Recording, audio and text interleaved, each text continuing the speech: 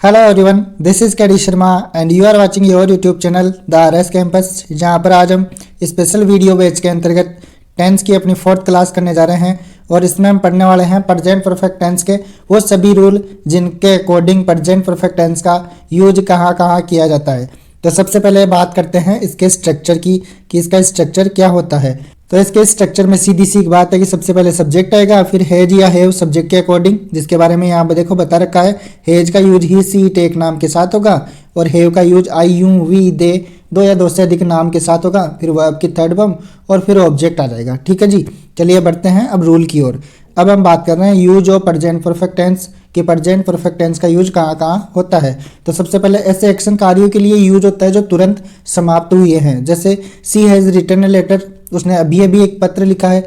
I have just bought a pen, मैंने अभी अभी एक पेन खरीदा है। He has gone to Patna market, वह अभी अभी कहाँ गया है, पटना मार्केट में गया है। ठीक है, आगे देखिए अगला जो रूल है, इस टेंस का यूज ऐसे पास्ट एक्शंस के लिए होता है जिसका प्रभाव प्रेजेंट टाइम में भी मौजूद हो, जैसे he has cut his finger, उसने अपनी अंगुली काट ली, मतलब उसने अंगुली काटी लेकिन खून अभी भी बह रहा है, प्रेजेंट टाइम में उसका प्रभाव मौजूद होगा।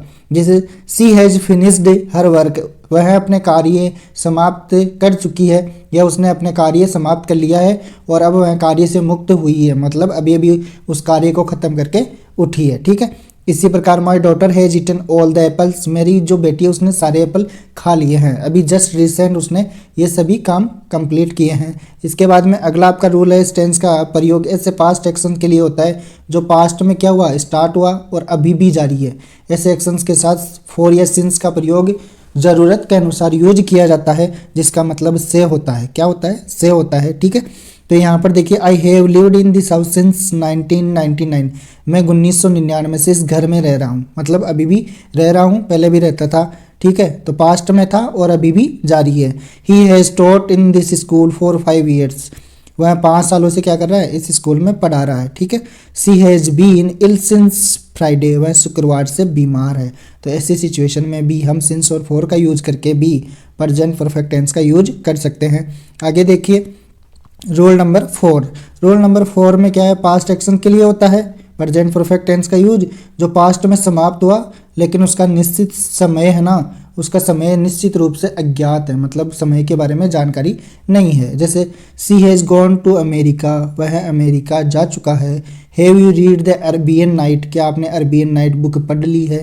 तो इस प्रकार के शब्द होते हैं। अब देखिए ये सेंटेंस तो आपको समझ में आ गया कि पास्ट में कोई काम होता है उसका प्रभाव अभी भी है और पास्ट की जो चीज़ें हैं उसका कोई निश्चित समय ज्ञात ना हो, तो ऐसी सिचुएशन में हम क्या करते हैं, प्रेजेंट परफेक्ट टेंस का यूज करते हैं। लेकिन प्रेजेंट परफेक्ट टेंस के साथ पास्ट टाइम शब्द आ जाए ना, जो पास्ट टाइम्स के बारे में बताया, जैसे last year, last week, last month, yesterday, the other day, ago, etc का प्रयोग हो तो वहाँ पर हम प्रेजेंट परफेक्ट टेंस का यूज करेंगे तो वो गलत माना जाएगा। ये एरर के हिसाब से बहुत ही इंपॉर्टेंट क्वेश्चन है। अगर आपने अभी तक चैनल को सब्सक्राइब नहीं किया है तो चैनल को सब्सक्राइब जरूर कीजिए, क्योंकि इंग्लिश ग्रामर से रिलेटेड आपको यहाँ पर इसी प्रकार की क्लासेस मिलती रहती है। अब यहाँ पर देखिए I have seen him last year. ठीक है, तो यहाँ पर क्या आ रहा है, लास्ट ईयर जो शब्द आ रहा है, यहाँ पर लास्ट वीक आ रहा है, यहाँ द अदर डे आ रहा है। तो इन तीनों शब्दों को देखने पर ये पता चल गया कि ये जो परफेक्ट टेंस है ये इसमें नहीं बनेगा, मतलब ये तीनों सेंटेंस गलत है। तो सही कैसे करेंगे, तो करो सही। देखो सीन का क्या हो जाएगा, सो हो जाएगा, हम सिंपल पास्ट टेंस में इसको बना देंगे। कौन से टेंस में बना देंगे, सिंपल पास्ट टेंस में। कौन से टेंस में बनाएंगे, सिंपल पास्ट टेंस में, अगर पास्ट टाइम एक्सप्रेसिंग वर्ड आपको अंत में दिखाई देते हैं तो।